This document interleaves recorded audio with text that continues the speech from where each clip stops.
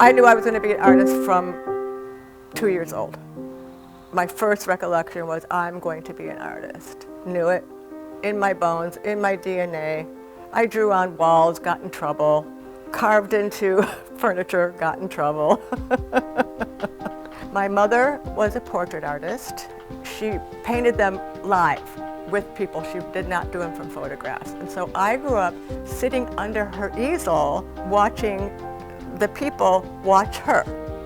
And then my brother, 7 years older, he was also an artist. We all went to the same art school, Cleveland Institute of Art, private art school.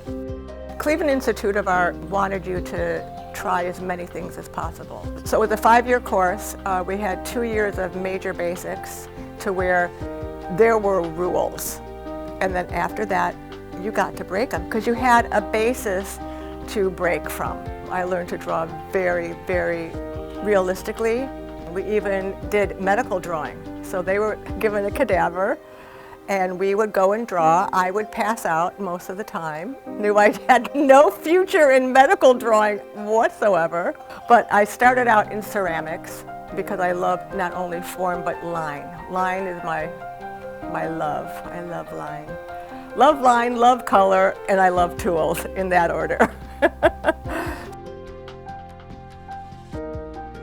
I've always had some other job. It was more important for me to make the art that I wanted to make rather than making what was popular for where I live. And so mine was more about getting to see what was in my brain and getting to grow that way.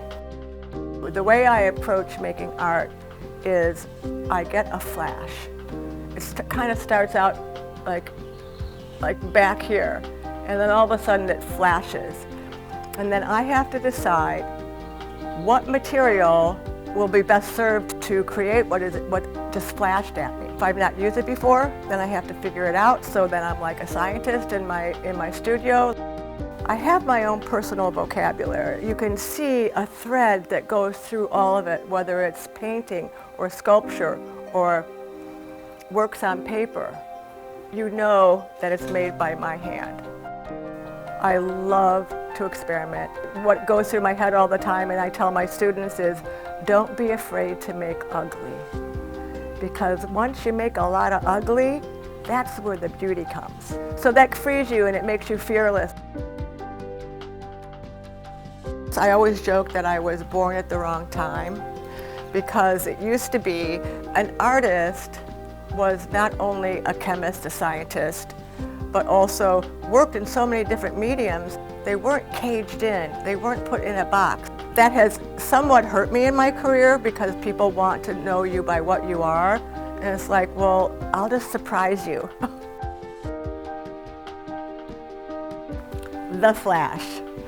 The flash comes anytime the flash wants to come. Once I get the flash and I've made the doodle, that's where the dreaming starts. I go to sleep and I problem solve in layers in my dreams. It's something that it's really cool, but it can get in the way of sleeping a lot. Like in the case of the diver, I made that out of fiber stone instead of concrete like the magpie because I needed to be able to make her arms separate.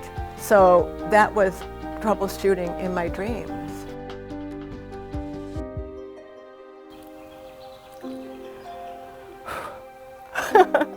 When I found out that I had cancer, I hadn't made art in a few years because I wasn't feeling very well. I waited for 2 hours after they took the cells out of my neck. And he sat me down and he said, "Dear, you have stage 4 head and neck cancer." And I thought, okay, cool, cut it out. And he said, no, you're going to have radiation and you're going to have chemotherapy on top of that. My first thought was, and I looked at my husband and I said, can I make art now? Art saved me. Oh gosh. Art saved my soul because I was able to compartmentalize and say to the doctors, okay, here's my body. You do whatever you need to do. Give it back to me when you're done, But in the meantime, my essence is mine. And so I was able to keep and hold on to my essence. And it freed me in a way where I just didn't care anymore, because I didn't know if I was going to be here much longer, and I was thinking, oh my goodness, is that going to be the last piece of art I make? Screw it. I'm going to make it so fearlessly like I'd never had before.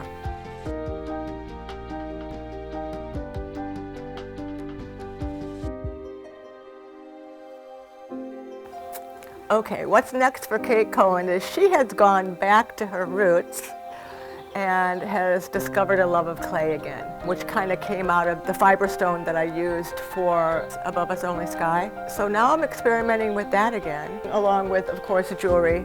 I love making jewelry, and I love it because it fills my need for lines, and it also fills my need for form. I'm sure I'm going to get back to painting. It's just whatever the flash hits me is where I go, and I trust my flash. Be the flash. How do I categorize myself? Artist extraordinaire.